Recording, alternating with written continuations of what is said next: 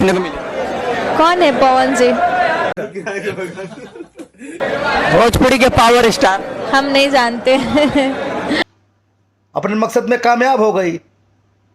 अरे पवन सिंह को उसकी माई भी जानती है, उसका बाप भी जानता होगा।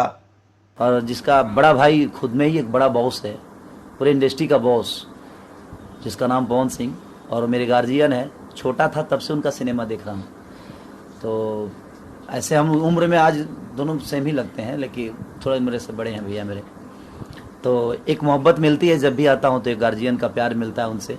तो मेरे ये पवन सिंह बाद में है, सबसे पहले मेरे पिता समान है ये, पिता समान है ये, पिता समान है ये। अपने मकसद में कामयाब हो गई। अरे पवन सिंह को उसकी माई भी जानती है, उसका बाप भी जानता होगा। पवन सिंह को कौन नहीं जानता भाई? पवन सिंह कौन है? मतलब मेरे जैसा शख्सियत, मेरे जैसा इंसान पिछले 5 साल से पवन सिंह के साथ काम नहीं किया। आगे करूंगा इसकी भी कोई गारंटी नहीं है, लेकिन उसके बाद भी कह रहा हूं कि भाई पवन सिंह से बड़ा सिंगर तो कोई है ही नहीं। मुझे तो नहीं लगता भोजपुरी में कोई है।